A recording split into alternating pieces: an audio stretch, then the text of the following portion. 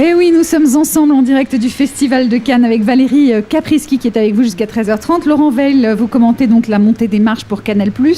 C'est votre 30e festival, votre 8e commentaire des montées des marches. Oui, c'est ça. C'est sa 8e année. Je crois que ça, avec l'âge, on finit par ne plus trop savoir. Mais je crois que c'est ma 7e ou 8e année. Les marches, évidemment, ça fascine dans la France entière. D'ailleurs, moi, je regrette un peu qu'on ne voit pas un peu plus les marches sur Canal+ pendant le grand journal parce qu'on vous voit de façon quand même assez furtive. Et c'est parfois dommage. C'est un choix éditorial qui ne m'appartient pas. En tout cas, je le dis moi, on n'en a pas parlé avant, mais c'est vrai qu'on aime bien, nous, regarder les toilettes, regarder les robes, regarder les stars, regarder ce qui se passe, comment elles vont sourire, quel sein va se dénuer. En plus, ils donnent beaucoup d'infos sur les films. Donc il y a un côté cinéphile qui est vachement intéressant. Quel est votre meilleur souvenir de ces montées des marches depuis 8 ans, Laurent Veil ?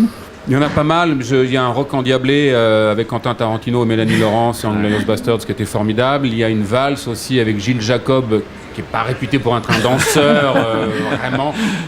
Lui et Aki Kaurismäki. Il y a Sophie Marceau et ses petits lâchers de bretelles et son oups derrière qui était plus que le lâcher de bretelles. C'est le oups, moi, que je retiens. Sharon Stone. C'est ça, vous retenez le oups, vous ne retenez pas le sein qu'on a découvert. Bien sûr que oui, mais c'est le oups qui est derrière, qui est magnifique parce que c'était incroyable, c'était naturel, spontané. Charmant. Donc voilà, il y a plein d'images. Qu'est-ce que c'est la montée des marches ? C'est une démonstration de charme, de beauté, de force pour des équipes de films. Qu'est-ce que ça représente ? Il y a tout ça à la fois. Il y a aussi, on oublie de le préciser, c'est que souvent les équipes de films n'ont pas vu les longs métrages. Nicole Kidman hier n'avait pas vu Prince de Monaco. Non, voilà. Donc du coup, il y a aussi une tension pour eux, c'est qu'ils viennent présenter le film.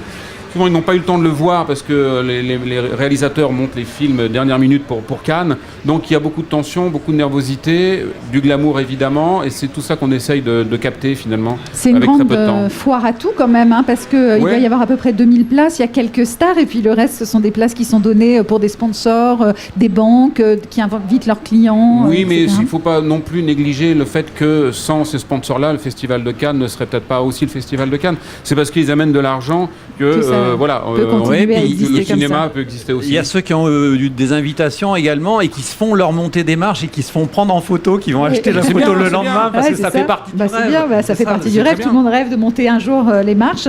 Est-ce que ça a changé ? Est-ce que d'abord vous appelez les attachés de presse avant pour dire je vais arrêter votre actrice ou votre acteur pour l'interroger ? C'est impossible. Non, c'est impossible, donc c'est vraiment à l'arrache. Non, c'est pas ça, c'est qu'on me donne des listes tous les jours de personnalités qui ne viennent jamais.